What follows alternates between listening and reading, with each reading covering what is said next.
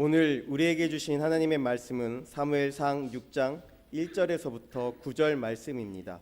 구약 성경 416쪽입니다. 하나님의 말씀을 봉독합니다. 여호와의 궤가 블레셋 사람들의 지방에 있은지 7달이라.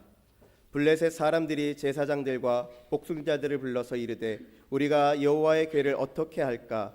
그것을 어떻게 그 있는 곳으로 보낼 것인지 우리에게 가르치라. 그들이 이르되 이스라엘 신의 궤를 보내려거든 거저 보내지 말고 그에게 속건제를 드려야 할지니라.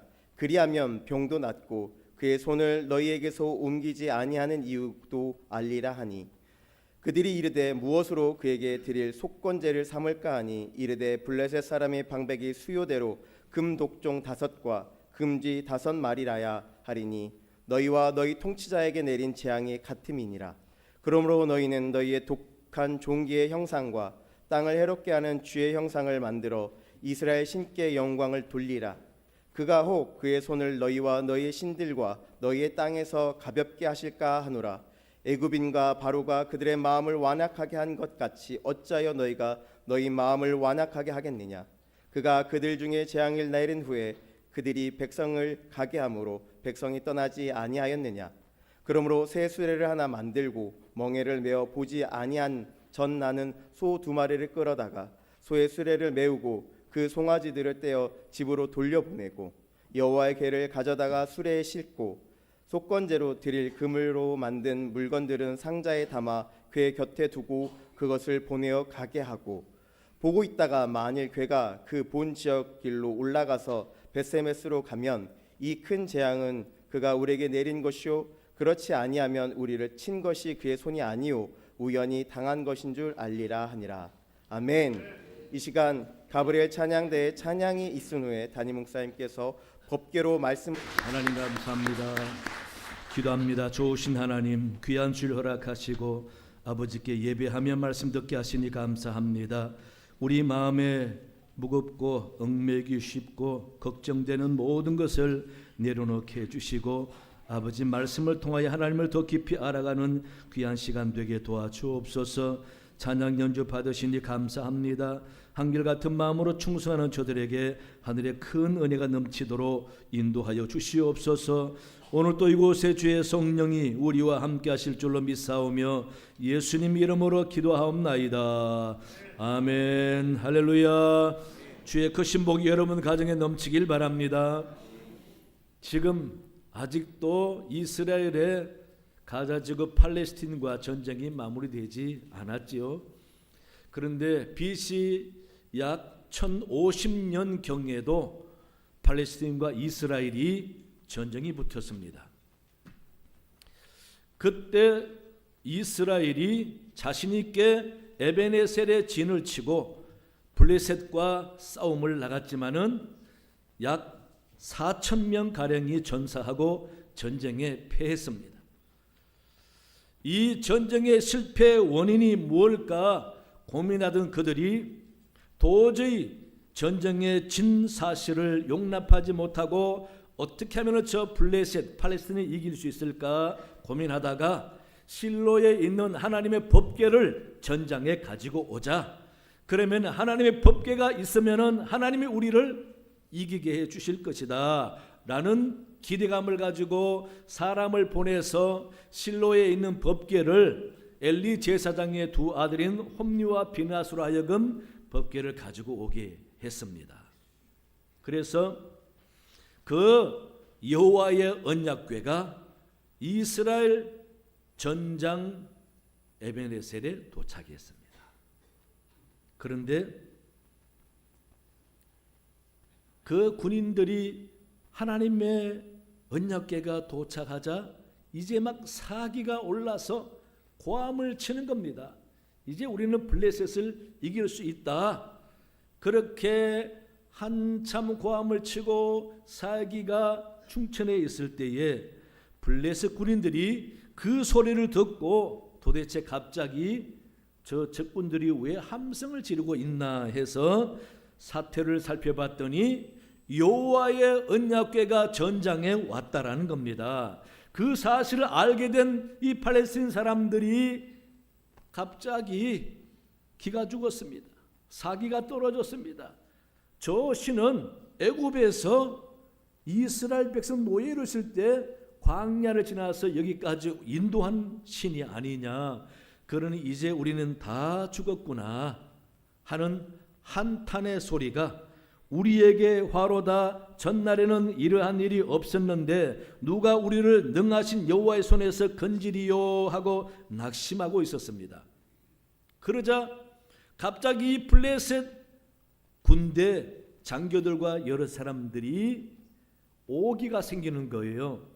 이제 우리가 질 텐데 우리가 저 이스라엘 사람들에게 죽거나 노예로 끌려가서 비참한 인생을 맞이하는 것보다 어차피 죽을 거 그냥 목숨 내놓고 한번 신나게 싸우다가 죽자, 그런 마음이 생기는 겁니다. 결국 이스라엘 사람들은 이기려고 법궤를 전장에 가지고 왔지만은 오히려 그것이 이 블레셋 사람들에게는 사생결단으로 죽을 각오로 싸울 용기를 얻게 만든 겁니다. 그래서 결국 역시 죽음을 각오하고 덤비는 사람은 아마 못 이기는가 봅니다. 그래서 이스라엘 사람들이 크게 패했습니다. 그날에 3만 명이 죽었습니다. 그리고 더 기가 찬 것은 홈리와 비나수도 죽고 법궤도 블레셋 사람에게 뺏겨버렸습니다. 그야말로 치욕스러운 날이죠.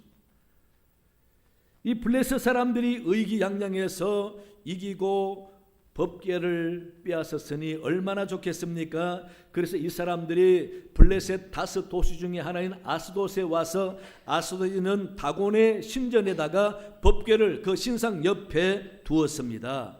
이튿날 보니까 그 다곤의 신상이 쓰러져서 법궤 앞에 엎드러져 있는데 얼굴이 땅에 닿았다라고 기록하고 있습니다. 세워놨는데 그 다음날 보니까 또 그 다음날은 이제 넘어진 정도가 아니라 팔, 다리, 목이 다 떨어져 나갔습니다. 이상하게 그때부터 아스돗에는 이상한 신박한 독종이 사람 몸에 자꾸 생기는 거예요. 독한 종기가 생겨서 사람 죽기도 하고 심각한 상태에 이르게 되는 겁니다. 그래서 날이 갈수록 아스돗 사람들이 원성이 하늘을 찌르고 우리가 이 종기 때문에 죽고 견딜 수가 없으니 제발 이 여호와의 법궤 때문인 줄 알고 있으니까 좀 다른 곳으로 옮겨달라라고 하니까 가드로 옮겨갔습니다. 가드 도시에서도 몇 날이 안 되어서 갑자기 독종이 생기더니 사람들이 큰 자나 작은 자나 다 종기가 생겨서 심각하게 됐다고. 거기도 아우성입니다.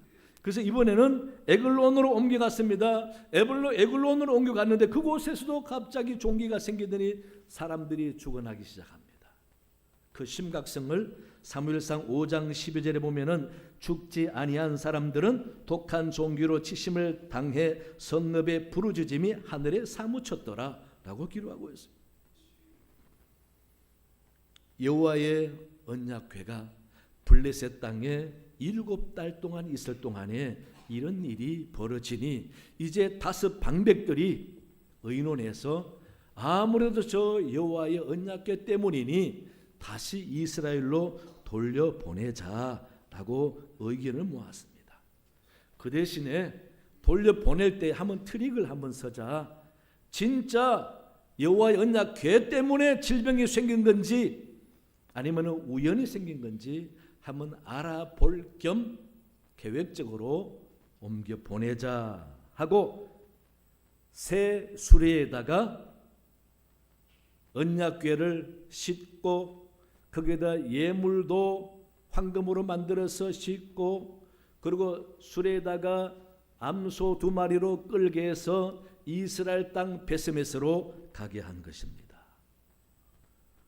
그래서 이 5 방백들이 무사히 약 20km 넘는 베스메스까지 암소 2마리가 잘 끌고 가면은 하나님이 법궤 때문에 우리 땅에 독종을 내린 줄 알고, 그렇지 않고 2마리 암소가 베스메스까지 안 가고 다른 길로 가거나 돌아오면은 이 독종은 법궤 때문이 아니라 우연인 것으로 알자라고 했는데 그 소 두 마리가 좌우로 치우치지 않고 베세메스까지 곧장 갔다라고 기록하고 있습니다. 그리고 5 방백들이 그것을 따라가면서 확인하고 여호와 하나님의 법궤 때문에 질병이 생긴 것을 인정하면서 돌아왔다. 그리고 그때부터 병이 사라졌다라고 기록하고 있습니다. 우리는 이 사건을 통해서 하나님의 법궤가 말씀해 주는 메시지가 있다라는 것입니다. 먼저 이스라엘 백성들에게는 여호와의 언약궤를 자신들의 욕심과 목적의 수단으로 삼지 말라라는 경고를 하는 것입니다. 그 다음 블레셋 사람들에게는 그들이 섬기는 다곤 신은 아무런 능력이 없는 우상일 뿐이고 여호와의 언약궤를 함부로 하지 말라라는 것과 살아계시는 참신은 여호와밖에 없다라는 것을 전하는 메시지라는 것입니다. 그렇다면 오늘 우리는 이 사건을 통해서 어떤 하나님의 메시지가 무엇인지를 알아봐야 한다면 이 사건을 통해서 우리는 여러 가지 의미가 있지만은 하나님의 메시지 3가지를 알 수 있습니다. 첫째는요, 하나님은 질병을 물리치는 분입니다. 병을 주관하시는 분이시죠. 병을 방치하면은 질병이 생기는 거죠. 하나님이 막으시면은 다 사라질 수 있습니다. 그래서 하나님께서 이 지구 땅에 사람들이 편히 살도록 막아주고 계시는 것이죠. 본문에서 블레셋은 여호와의 언약궤를 빼앗아 왔기 때문에 처음에는 의기양양했습니다. 그러나 그것이 재앙이라는 사실은 몇 날이 못 돼서 깨달았습니다. 하나님의 언약궤는 이스라엘 자리에 있어야 하는데 엉뚱한 곳에 있었기 때문에 그렇습니다. 이에 진노하신 하나님은 블레셋 땅에 질병을 허락하신 것입니다. 그래서 블레셋 땅에 독종이 생기고 또 사람들이 그 독종을 생기게 옮기는 것은 쥐일 것이다 라고 생각하고, 그래서 하나님의 법궤 때문에 질병으로 심각한 상태에 이르렀다라고 그들은 보고 법궤를 돌려보내려고 하는 것이죠. 그래서 돌려보내되 한번 확인해 보자, 진짜 여호와의 언약궤 때문에 그런가라고 이 방백들과 제사장들과 술객들이 의논했는데 도저히 베세메세까지 수레가 갈 수 없는 트릭을 쓴 것이죠. 첫째는 새끼 딸린 암소 2마리 그랬습니다. 여러분, 새끼 딸린 암소는 젖을 먹여야 하기 때문에 항상 젖이 찹니다. 젖이 차는 느낌이 들면은 본능적으로 새끼를 찾아 먹이겠지요. 그리고 젖 나는 소가 20km 넘는 길을 가면서 젖이 찼다는 느낌이 들 때는 돌아올 수밖에 없다라는 겁니다. 그러니 젖 나는 암소를 택하고 그것도 1마리 아니라 2마리 하자. 왜? 1마리는 그럭저럭 간다 치더라도 또 1마리는 또 그러지 않을 수도 있으니까 2마리 중에 1마리만 돌아와도 이 발걸음이 어긋나고 엉뚱한 길로 가든지 돌아오든지 할 거다라는 생각을 한 거지요. 그 다음 또 멍에를 한 번도 메어보지 아니한 소라 그랬습니다. 소는 어깨 목덜미에다가 멍에를 메고 멍에 양쪽 끝에다가 줄을 달아서 수레를 끌게 만드는데 한 번도 이 목에 멍에를 메보지 않은 소는 갑자기 얹으면은 어떻게 됩니까? 막 뿌리치고 뭔가 불편하고 힘들어서 떼내려고 힘쓰고, 비록 떼내지 못하더라도 가다가 흔들고 그럴 수 있다라는 것이죠. 거기다가 새끼 딸렸습니다. 새끼가 갑자기 어미가 사라지면은 웁니다. 이 암소가 멀리서도 사람은 안 들려도 새끼 울음소리를 들을 수 있다라는 것입니다. 그 다음 또 한 가지는 한 번도 가보지 못한 베세메스까지 가게 하는 겁니다. 사람이 끌고 가는 게 아니에요. 그러니 인간적인 판단으로 아무리 생각해도 이 암소 두 마리는 수레를 끌고 베세메스까지 못 갈 것이다 라는 판단을 한 것이지요. 하지만 그래도 베세메스까지 간다라면은 이것은 이 종기 재앙은 누구로부터? 하나님으로부터 온 것이다라고 보는 거죠. 그렇게 믿자라는 겁니다. 그렇게 해서 이 소들을 새끼를 딸린 소를 떼버리고 보냈는데 신기하게도 이 두 마리 암소가 마치 누가 끄는 것처럼 좌우로 치우치지 않았다 그랬습니다. 곧장 베세메스로 갔습니다. 둘이 약속이나 한 것처럼 한 마리도 이탈하지 않고 그렇게 베세메스로 갔습니다. 이건 무엇을 말하는 겁니까?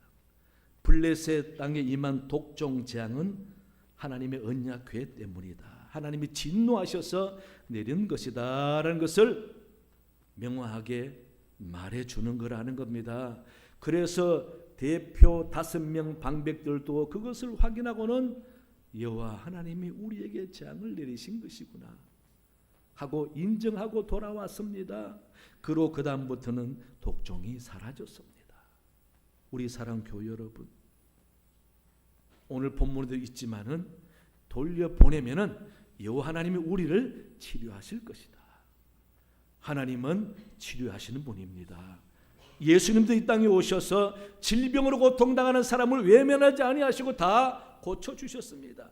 우리가 섬기는 하나님은 병을 고치시는 분이십니다. 믿으시기 바랍니다. 여러분 혹시나 아프면은 무슨 병이든지 종기든지 바이러스든지 세균이든지 물리적인 상처든지 하나님께 기도하면은 하나님은 반드시 고쳐줄 줄로 믿습니다. 그래서 병이 있을 때 먼저 하나님께 기도하는 여러분 되시기 바랍니다. 둘째는요, 거룩하게 하시는 하나님이십니다. 블레셋이 이스라엘을 전쟁에서 이기고 법궤를 빼앗아 자기들의 신인 다곤 신당에 두었습니다.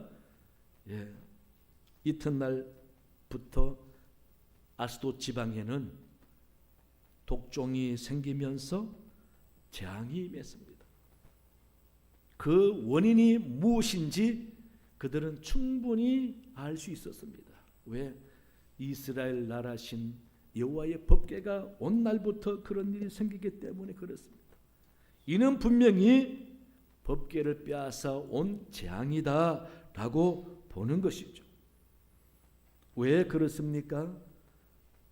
이스라엘의 여호와의 하나님의 법궤는 우상의 전각에 있을 것이 아니라 성전에 있어야 하고 성전에 두고 이스라엘 백성들, 당신의 택한 백성들이 예배하고 그 법궤의 말씀대로 따라 순종하게 하는 거룩한 하나님의 말씀이죠. 십계명이 들어있는 궤인 것입니다. 그런데 그게 우상 신전에 있으니 이것은 불경이라도 한참 불경이고 거룩하신 하나님을 모독하는 것이죠. 우리가 섬기는 하나님은 거룩하신 하나님이십니다. 우리도 그 하나님 알고 믿어야 하는 것이죠. 하나님은 거룩하기를 원하십니다. 다니엘서 5장에 보면은 바벨론 왕 벨사살이 대신들과 함께 잔치를 베풀었습니다. 그런데 그때 갑자기 벨사살 왕이 자기 아버지 느부갓네살 왕이 예루살렘을 공격하고 성전 성소에 있는 금기물을 다 가지고 뺏어 왔었는데 그 성전 그릇을 갖고 오라고 명령합니다. 그러고는 흥청망청 잔치하는 그곳에 그릇에다가 술을 따라서 마시자고 하고 술을 마시는 겁니다. 여러분, 하나님의 성전에서 사용되는 금그릇을 자기들이 즐기고 잔치하는데 술그릇으로 사용하는 것. 그러자 하나님은 엄청 화가 나신 거죠. 비록 힘이 강해서 예루살렘 성전의 기물을 훔쳐는 갈 수 있어도 그 성전 기물을 거룩하게 구별했어야 되는데 그걸 흥청망청 술잔으로 사용하고 있으니 하나님이 화가 나신 겁니다. 갑자기 회색 벽에 손가락이 나타나더니 글자를 막 씁니다. 이것을 본 벨사살 왕이 성경에 보면은 너무 두려워서 무릎을 떨었다고 그랬습니다. 무릎을 덜덜덜 떨고 놀라서 빨리 박사들과 술객들을 불러서 저 글자가 무슨 글자인지 해석하라고. 그런데 아무도 해석하는 이가 없습니다. 와서 아무리 봐도 저게 뭔 글자인지 무슨 뜻인지 모르는 겁니다. 그때 왕비가 그 소리를 듣고 벨사살 왕에게 옵니다. 왕에게 와서 왕비가 하는 말이 왕의 나라에 거룩한 신들의 영이 있는 사람이 있으니 곧 왕의 부친 때에 있던 자로서 명철과 총명과 지혜가 신들의 지혜와 같은 자니이다. 그는 왕이 벨드사살이라고 이름하는 다니엘이라는 사람입니다. 그를 불러 해석하게 하소서라고 왕비가 이야기합니다.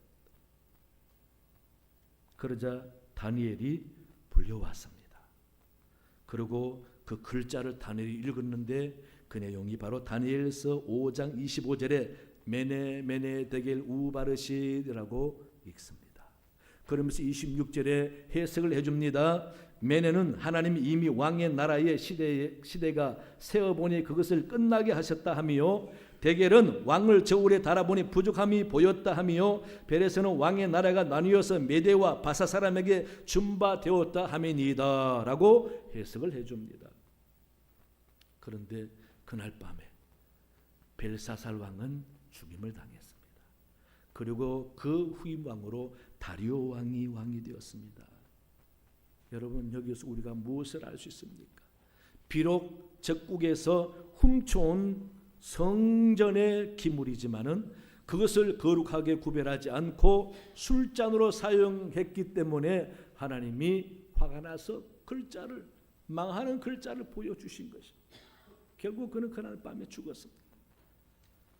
하나님의 거룩성을 훼손하면 하나님이 진노하신다라는 겁니다.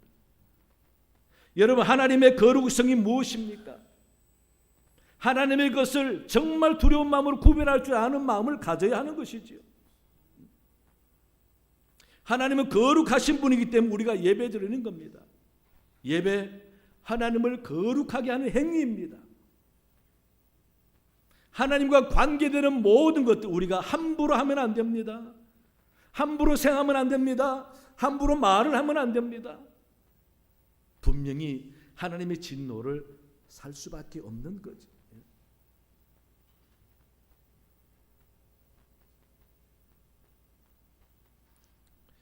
레위기 11장 45절에 보면은 나는 너희의 하나님이 되려고 너희를 애굽 땅에서 인도하여 낸 여호와라, 내가 거룩하니 너희도 거룩하라 라고 말씀하십니다. 우리가 예배하는 것도 하나님께 거룩을 표현하는 것이고 거룩하게 하는 것이죠. 시편 99편 9절에 보면은요, 너희는 여호와 우리 하나님을 높이고 그 성산에서 예배할지어다, 여호와 우리 하나님은 거룩하심이로다 라고 말씀하고 있습니다. 거룩하시기 때문에 거룩하게 예배를 드려라. 여러분, 하나님과 교회와 신앙생활과 예배에 대해서 교회에서 헌신하고 충성하는 것도 거룩하게 하셔야 되는 겁니다. 그래야 하나님을 무시하는 것이 아니기 때문에. 여러분, 사람도 무시당하면 얼마나 힘듭니까? 하나님을 멸시하는 행위는 거룩을 훼손하는 행위이죠. 그래서 우리가 하나님을 거룩하게 잘 섬겨야 하나님께 복을 받습니다. 이스라엘 백성들이 자기들의 목적과 자기들의 욕심을 위해서 법궤를 함부로 가져와서 결국은 뺏겨버리고, 블레셋도 그 법궤를 다곤의 신전에다가 놔두었습니다. 하나님이 거룩성을 훼손했다고 벌을 주시는 것이죠. 여러분, 하나님을 정말 거룩하게 잘 섬기시기 바랍니다.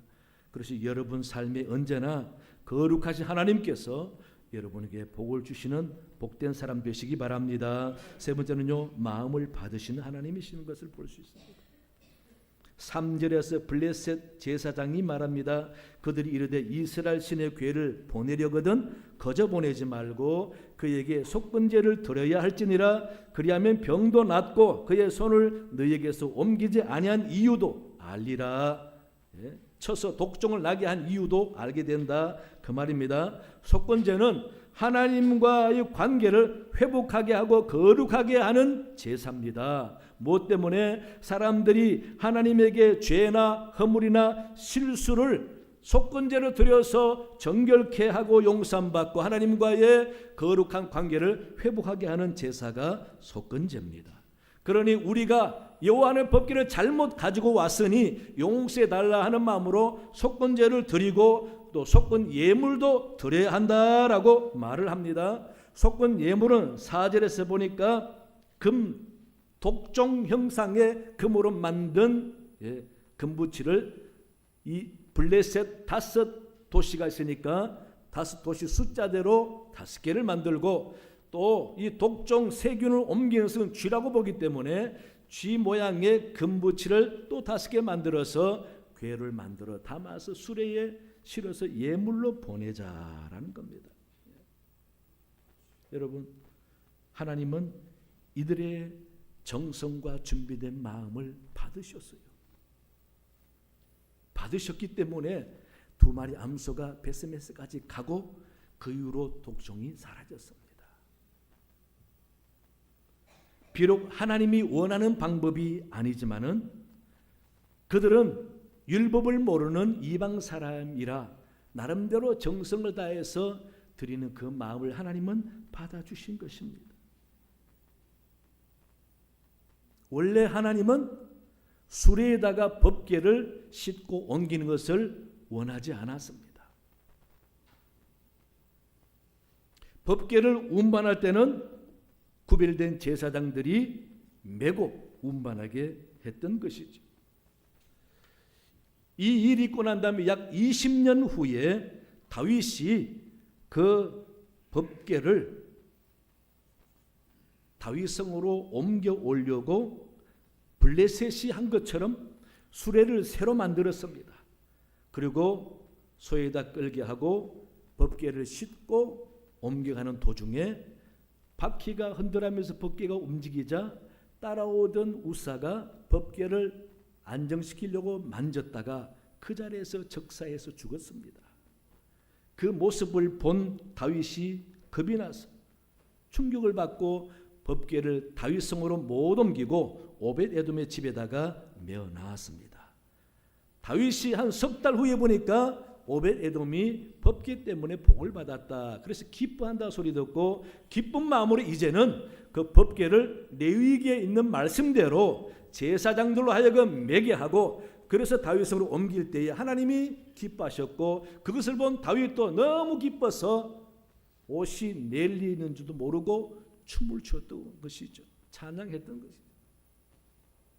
이같이 여호와의 법궤는 하나님께서 명령하고 말씀하신 대로 해야 되는데 이 블레셋 사람들은 그러지 않아도 하나님은 재앙을 내리지 않고 받아주신 것입니다. 따라서 우리는 뭘 볼 수 있습니까? 역시 하나님 때로는 율법을 보기도 하지만은 그 사람의 마음을 귀중히 여기신다. 그래서 하나님은 사람의 중심을 보신다라고 합니다. 여러분, 하나님을 향한 마음, 중심, 정성, 하나님은 그걸 보신다라는 겁니다. 그래서 우리는 항상 우리 마음이 예배를 드리든지 예물을 드리든지 헌신을 하든지 진정성 있는 마음으로 해야 된다라는 겁니다. 마지 못해서 투덜거리면서 하지 마세요. 그럴 바에 차라리 하지 말고 회개기도 하고 나중에 마음이 내키면 그때 하는 게 좋을 것 같습니다. 왜? 하나님은 우리 마음 중심을 받아주시길 원하시기 때문에 그렇습니다. 우리 사랑교회 여러분, 오늘 본문에 있는 사건을 통해서 하나님이 법궤를 통해서 우리에게 하시는 말씀이 있구나. 그 법궤를 통해서 우리는 여호와 하나님은 재앙도 내리시기도 하시지만은 우리를 치료하시는 분이시다. 그다음 하나님은 거룩하게 하시는 분이시다. 그래서 우리로 하여금 거룩한 삶을 살게 하시는 것입니다. 그다음 우리 마음과 정성을 기쁘게 받으시는 분이시다. 여러분, 내가 준비된 마음으로 예배를 드리는데 하나님이 안 받으실 수도 있다라는 생각 들면 실망하잖아요. 하지만 여러분, 준비된 마음으로 하나님께 예배 드리면 하나님이 받으시는 줄로 믿으시기 바랍니다. 하나님이 내 예물과 내 마음을 받으신다, 그 말은 하나님의 공짜가 없으신 분입니다. 분명히 복을 주시는 분이십니다. 그래서 마음을 받으신 하나님께서는 그보다 몇 배 은혜와 축복으로 여러분에게 돌려줄 줄로 믿습니다. 하나님 어떤 분인지를 우리가 알았습니다. 경건한 마음으로, 정말 하나님을 두려워하는 마음으로 하나님을 잘 섬겨서 여러분과 자손들이 다 복을 받는 여러분 되시기를 간절히 축원합니다. 하나님 아버지, 감사합니다.